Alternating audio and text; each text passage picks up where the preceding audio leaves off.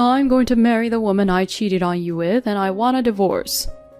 My husband told me this without hesitation, and he even said this to me. I'm going to ask you to take care of my parents while I start my new married life.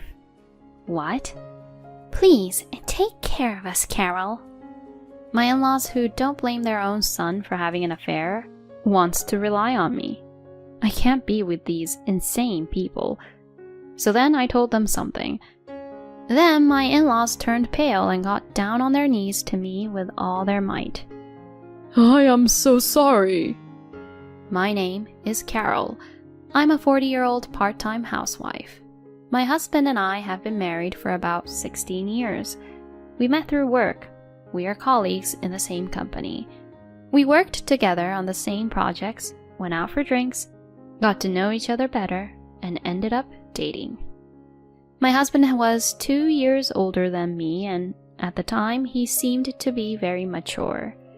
But he was funny and cool, and I fell in love with him instantly. We went out on several dates and ended up going out. After about a year of dating, he proposed to me and we decided to get married. I was so happy that I was going to marry the man I loved. I was only 24 years old at the time, but I think I really loved him because I still decided to marry him. After that, my husband and I worked together and had a happy married life. 3 years into our marriage, our son Thomas was born. He was so cute. I thought he was an angel when he was just born. We were happy, and we were building a good family. After the birth of my son, I decided to quit my job and focus on raising my son. I think it was a good thing that I quit my job because I was able to spend a lot of time with my son. And I had a good relationship with my in-laws. When I went to visit my in-laws, they would smile kindly at me and talk to me, and I felt comfortable with them. I thought we had a really happy marriage. They loved their grandson Thomas very much, and often came to our house or we invited them to our parents-in-law's house. Then, my husband made this suggestion. Why don't we just move in with my parents? Then they could see Thomas every day and we could live in a big house without paying rent. My husband's suggestion sounded good to me. That's because my in-laws and I had a good relationship at that time. My son is going to get bigger and it would be better for him to live in a bigger house where he can have more space. So, I agreed to live with them. I would come to regret that my decision was a mistake. At first, I thought cohabitation was going very well. My parents-in-law seemed very happy to be able to live with their grandson, and my husband seemed relaxed to be back at home. I did my best to be a housewife and did my best to take care of the housework, and my parents-in-law and my husband never complained about it. My son grew up to be a good boy, and we all watched him grow up. However, there was one thing that bothered me. My parents-in-law spoiled my son too much. They bought him everything he wanted and gave him allowance without permission. I thought it was not good for his education, so one day I said to my parents-in-law, "Could you please stop buying Thomas so many things?" When I said this, my in-laws' eyes widened and they became angry. "Are you trying to deprive us of the joy of spending time with our grandchild? Do you think you are the only one raising him?" My in-laws yelled at me like that, but as a mother myself, I wanted to educate my son properly. That's why I didn't back down. That's not what I'm saying. Of course, feel free to play with Thomas, but please, don't buy him things. If Thomas wanted something, you'd buy it for him, wouldn't you? Yeah. How will you take the responsibility if we don't buy it and make him sad and he doesn't like us? It seems my parents-in-law are buying things for him to make him like them. But how will they take responsibility if my son becomes selfish because of it? I will explain to Thomas that his grandparents are very kind and loving to him, so please, don't buy him anything like that. My in-laws didn't seem to be convinced by what I was saying. And when my husband came home from work, they started talking to him as if it was my fault. Carol doesn't want me to play with our grandson. She wants him all to herself.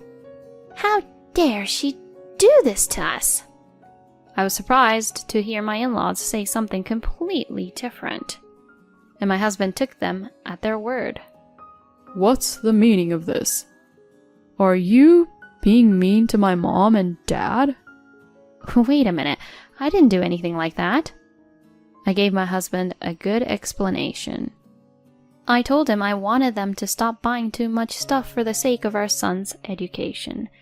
But he believed what his parents said, not what I said. Cut the crap. Don't lie to me like that. I'm not lying. So, you're saying my parents are lying? My husband's eyes widened and he got even angrier. In the end, no matter how much I tried to explain, he believed his parents. I didn't think you were such a horrible woman. From then on, my husband and in-laws became cold towards me. You cook terrible food. You serve pasta too often. Don't treat us like we're old people, you idiot. Don't cause trouble for my parents. You really are a useless wife. My in-laws and husband treat me like this on a daily basis. How can they keep abusing me like that? I think it's mentally exhausting to keep picking on people. I even considered divorce, but my son was only about 5 years old at the time, and I had been a housewife since he was born and hadn't worked for a long time, so I wasn't sure if I could find a new job. And I wasn't sure if I could take him with me when I left. Under the current circumstances, my in-laws can take care of him, and my husband has a steady paycheck, so they might decide that it would be better for him to take our son instead of me. I didn't want to give up my son just because things weren't going well with my in-laws. So, instead of getting a divorce, I just had to live with it. When I didn't resist, my in-laws and husband began to say worse and worse things to me. They were so abusive to me that I began to wonder if they were really the same people I used to know. I lived a hard life, day by day. No matter how badly my husband and in-laws treated me, I thought it would be better if I could be there to watch my son grow up. My son grew up so fast and entered elementary school. I was worried that he might become selfish because my in-laws had given him too many things, but he is a good listener at home, and it seems to be the same at school. I was extremely happy when his homeroom teacher told me during a parent-teacher conference that he was a very kind and considerate child. And my son was studying hard and doing well in school, but for some reason my in-laws made it sound like it was their achievement. I knew it was because of what we taught him. Yes, praise and extend. Buy them what they want. That's what's important. It doesn't make sense that buying children what they want will improve their grades. But my in-laws seem to want to involve themselves in everything. I just idly listened to them as they gave themselves credit for my son's own hard work. I never tried to hook him with things like my in-laws did, but he still adored me. He would always talk to me and tell me about things that happened at school. I guess my in-laws didn't like that. When my son reached the middle years of elementary school, the amount of things they bought for him jumped up. Up until then, it had been sweets and toys. But at that time, they were buying him the latest video game consoles and software. No matter how much I tried to stop them, they wouldn't listen. So I had to teach my son not to play too much and to be punctual and keep his promises. But even then, my in-laws got involved in a messy way. Don't you feel sorry for him to make him stop when he still wants to play? We wanted Thomas to enjoy it. That's why we bought it for him. I was completely disgusted. All I wanted was for my son to grow up to be a good man. That's what I spent my days thinking. Time passed by and my son turned 13 years old. Now that he is in junior high school, he will enter puberty, and as a parent, you may have to deal with a lot of difficulties. Just when I was thinking about that, an unexpected problem happened. It was on a holiday. My husband suddenly called me into his bedroom and said he wanted to talk to me. Why on earth did he bring me in here? I knew that he had no intention to do anything romantic because he and I had completely cooled off, and I myself didn't want to do anything like that with him anymore. As I was thinking about this, he suddenly made a surprising statement. I'm going to marry the woman I'm having an affair with, so please, divorce me. What? Divorce? I was startled by these unexpected words from my husband. Well, it's no wonder you're surprised. I've been trying to keep you in the dark, but I figured it was time to tell you. My husband told me so openly. Why would he want to tell the world that he was having an affair? Well, I don't know what a stupid person thinks. And finally, he even said something like this. I'm going to ask you to take care of my parents when I start my new married life. Huh? Wait a minute. We're getting a divorce, right? Then I'll have to leave with Thomas, won't I? When I said that, my husband said something outrageous. I'm the one who's leaving. What? What do you mean? I'm going to leave and start a new life with my new wife. And I'm worried about my parents. So, I'm leaving you in charge of the house. You'll have a house to live in with Thomas, so it's a win-win, right? I couldn't close my gaping mouth. It's not win-win at all. I was speechless at how crazy he sounded. I'm going to talk to my mom and dad right now. My husband said that and suddenly started to leave the room. I rushed after him. He gave the same explanation to my in-laws as he did to me. I thought they would be angry with him for this, but they were also crazy people. I see. I'm going to miss you, but I guess that can't be helped. I agree. It's better for the newlyweds to spend their honeymoon alone. I'm sure Carol will take care of the final details. Please, take care of us. My in-laws tried to depend on me instead of blaming their own son for the affair. If you try to leave, I'll make sure you leave Thomas behind. You'll be the only one who's leaving. I can't be with these insane people.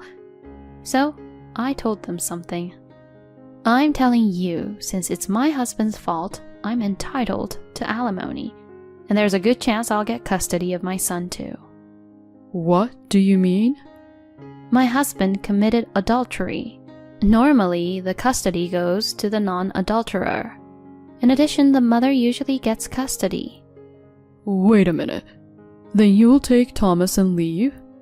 Yes, of course I would. I won't let you do that. I know. Let's ask Thomas what he thinks. That's what my in-laws and husband said and went to get our son. I wonder if they are going to tell him everything. My son enters the room and says, "What's wrong?" Mom and Dad are getting a divorce. What? So, Thomas, how would you like to stay here and live with your grandparents? That's not a fair way to explain or ask a question. I was quick to make the point.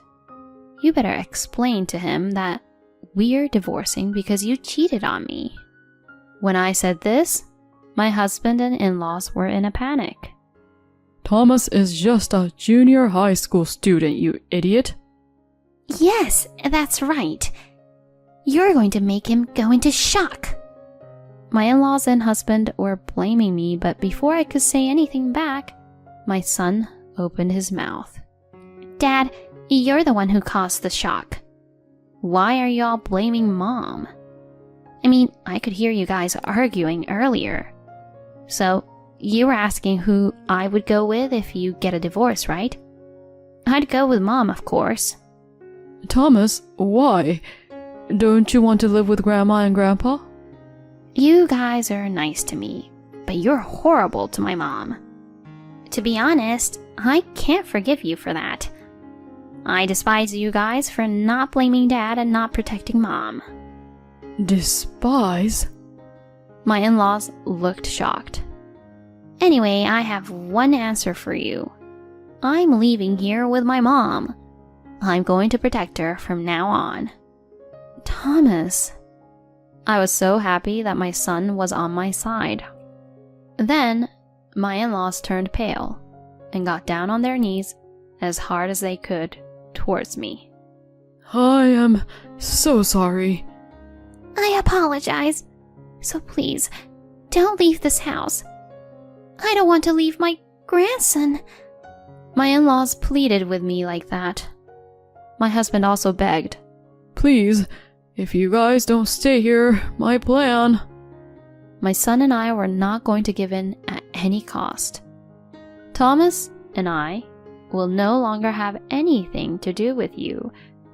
We will leave this house, and we will leave this family for good. I said this and started to pack my bags.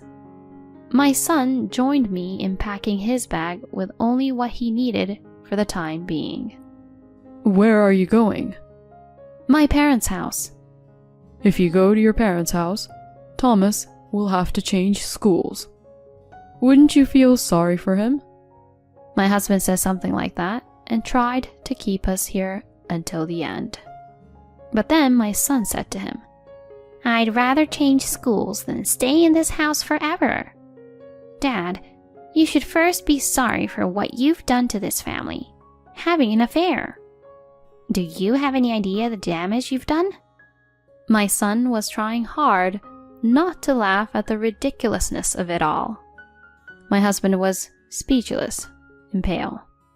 My in-laws were so exhausted that they just slumped down on the floor. My son and I left the house and drove to my parents' house. After that, I hired a lawyer and demanded divorce, alimony, and child support from my husband. Of course, I also demanded alimony from the adulterer. He thought that if I moved in with his parents, he wouldn't have to pay child support. But everything didn't go according to plan, and as a result, he had to pay alimony and child support. In addition, the adulterous partner eventually dumped my husband. My husband is now currently staying with his parents and putting most of his income towards alimony and child support. By the way, I told my parents-in-law's neighbors about the affair, and I also sent a content-certified letter to my ex-husband's workplace, so people around my ex-husband know about the affair, and my ex-husband and his parents are isolated from everyone. My ex-husband's parents told him, "Because of you, I can't see Thomas anymore." And in reply, my husband said, You guys have been living a good life with my money. And they would argue back and forth. My ex-husband sent me a message saying that he wanted to get back together with me, but I blocked him after reading his messages. I also blocked all incoming calls so that he could not contact me.